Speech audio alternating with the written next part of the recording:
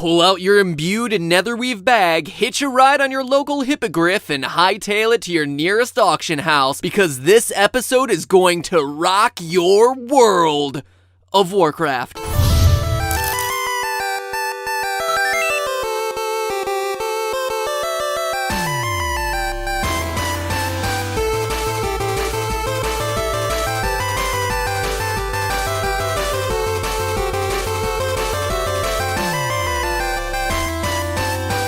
Hello, Internet. Welcome to Game Theory, the show that's named after an economic principle, but doesn't actually talk about economic principles. Until today. With a new expansion pack in the works, now seems to be a perfect time to discuss World of Warcraft. And let's face it, some of you watching have spent more time in the last month instance running your main and rocketing your twink to the upper echelon of the herbalism professional community than you have with your family, friends, pets, and shower combined. But what if I told you that all the time spent developing familial estrangement and a body odor resembling a stale Cheeto was actually giving wowzers the tools they need to navigate the most difficult problems in today's economy? That these noble Pandarians, often stereotyped by the rest of the world as fat basement-dwelling trolls, could provide insight into the most complex financial issues the world has seen, precisely because they've been grinding away for years at lesser scourge bats. By the end of this episode, you'll see that when it comes down to it, the power of these players and the lessons to be learned from Azeroth are truly out of this world of Warcraft. For those of you who might not know, it's worth pointing out that WoW is a genuine society containing a lot of the same aspects of a real-world country. It contains a virtual property, marketplaces, and real-time exchanges. As a result, the game has been used by companies like JP Morgan Chase and The Economist to demonstrate economic principles. And if you take a closer look at the World of Warcraft economy, it becomes clear that this is a lot more than saving up your rupees for that bomb bag upgrade. For those of you who've successfully dodged the World of Warcraft addiction, here's a quick rundown of the way their economy works. Players use gold to buy all their in-game items, from your run-of-the-mill haunch of meat to the coveted Traveler's Tundra Mammoth. Items are dispensed by NPCs throughout the game, and NPCs always sell the item at the same price, no matter what city or town they happen to be in. In the real world, this would be called price fixing. Like most other RPGs, you also gain items in World of Warcraft through random drops from enemies. If you get more items than you can use, but you don't want to sell to an NPC for a fixed price, you can always put it up for auction at one of the in-game auction houses. Bulk items, or items with less desirable stats, have prices that will get driven below what an NPC will pay, while rare item drops may be on the receiving end of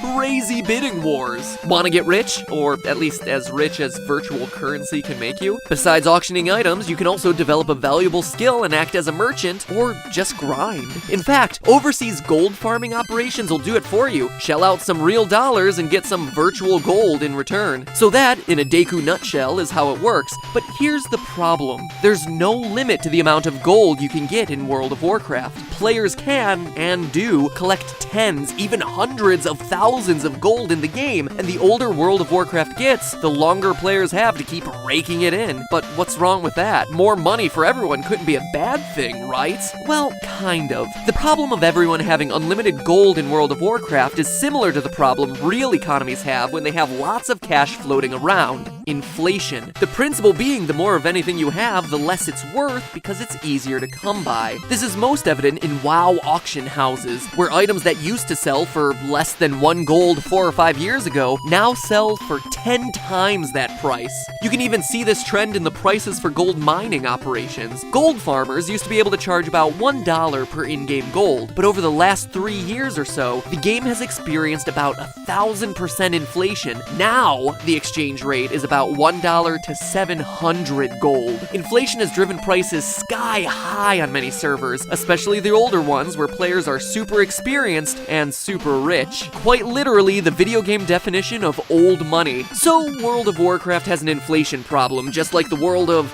well, you and me. Similar to World of Warcraft, real-life history has some crazy examples of out-of-control inflation. But to really get into that, it's important to know that the idea of money as we know it is based on an exchange exchange of valuable items. I give you silver and you give me cheese. But instead of carrying around tons of heavy doubloons to get my fromage fix, people started carrying around notes, or pieces of paper that acted as an IOU, basically saying that they could go to a bank and exchange that paper for a big old chunk of gold. This way, the money was always based on the value of the gold itself. But between the 1920s and 1940s, several countries, including the US, decided to distance the paper notes from the gold and silver that they used to stand for. The upshot was that currency the world over went from being stand-ins for precious metals to being greenbacked, backed only by the government. As you can imagine, this starts to complicate things, and there were a few cases where this really became a problem, particularly in Europe after World War I, with the most famous instance of mind-blowing inflation coming from the Weimar Republic. The Republic was set up in Germany after World War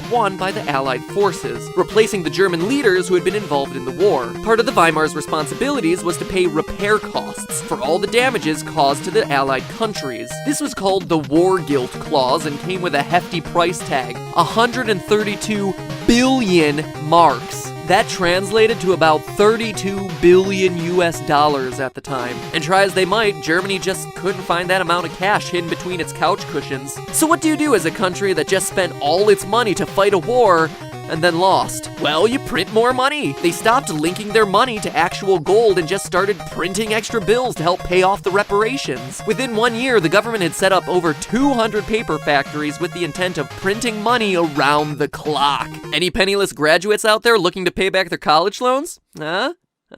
Just saying. But obviously there has to be a catch, right? I mean, you can't just print off money and pay off your loans. As soon as that money was printed, it started flooding the country. The government started paying back their loans, sure, but there was so much money out there, it became worthless. Literally, their currency became monopoly money, but without all the fun colors and rich Uncle Pennybags stamped on the front. The famous statistic is that the same loaf of bread that cost 1 mark at the end of the war cost 1 million marks 3 years later. And if you think I'm exaggerating, not even close. 1 US penny was worth 10,000 marks. Think about that the next time you pass one in a parking lot. Find a penny, pick it up. All day long you'll have enough German marks to fill up a wheelbarrow. So what do? Clearly you haven't fixed the problem and you've created another one. Well, in the end, they scrapped their entire currency and established a whole new type of mark that was backed by gold from the US. Sure, you were allowed to trade in your old marks, but it would cost you 1 trillion old marks would get you 1 shiny new one. And how does all this relate to inflation in World of Warcraft? Well, think about what this situation would look like now. In the 1920s, a country in this situation was an island. They just lost a war, their people had pretty much no idea what was going on elsewhere, and with no one to reach out to, they made a couple seriously misguided stabs at fixing the situation. But were it to happen today, now they can play World of Warcraft and test out different solutions to the problem in a completely functional, very real economic world. With the help of literally millions of other players, anyone can see what happens under different economic scenarios. And I'm not just saying this, it's starting to happen today. Consider this, the problem of WoW's inflation has been an ongoing debate in and out of the game for the past 2 years. There are thousands of websites, blogs, message boards, and wikis devoted to finding real solutions to the problem of in-game inflation. Ideas for gold sinks, modulating the WoW pricing system, ensuring healthy lower, middle, and upper classes within the game. These ideas are flowing out of real players, and Blizzard is listening. Blizzard,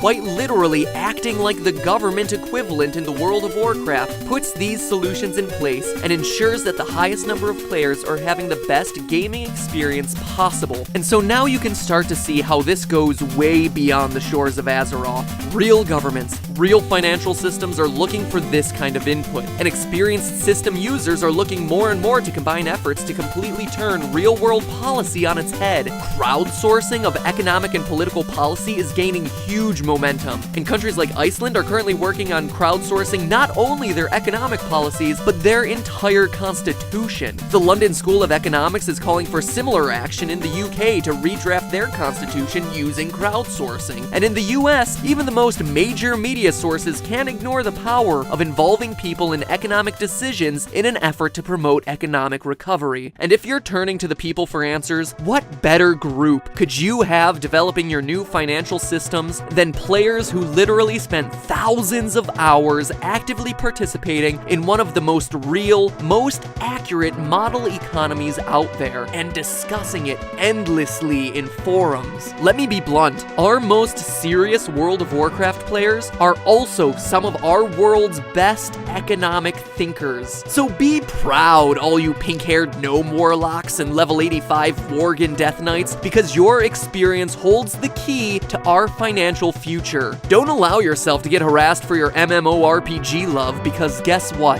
One day you'll probably be that guy's boss. Or at least you should be. So go forth and be proud of your decision to bid on that tiny spore bat. And you, Silk Farmer, good on you, sir. Your in-game decisions and the way you adapt to the changing virtual market may someday shape the future of the free world of Warcraft. Actually, no. But hey, that's just a theory. A game theory. Thanks for watching. Remember that time I did an episode on watch_dogs and said that there would be a follow-up to that episode? Yeah, I remember that too. Don't worry, it's definitely coming, but I have to be careful with what I say because I think the hackers are watching me right now. Right now.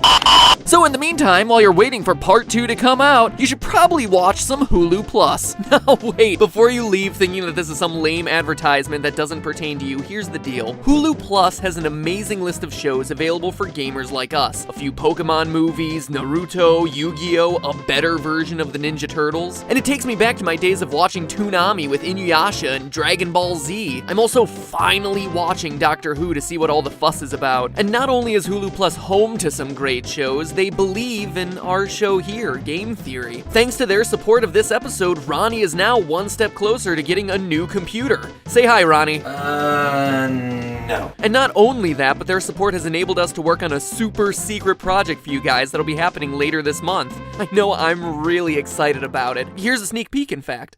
So sign up for the free trial. It's free. Why not test it out by clicking the link in the description or typing this address into your search bar and show them that you appreciate the support they're giving Game Theory and other shows that you see online. If we're being honest here, not many advertisers respect what us YouTube creators do. Trust me, I could tell you so many stories. So companies who do stuff like this are really a special breed and worthy of a little bit of love. They believed in us enough to give us a try, so let's return the favor and give them a try by clicking the link. Now, if you'll excuse me. Ronnie, you edit on that thing? There's not even a G key! Get yourself a computer already! Jeez.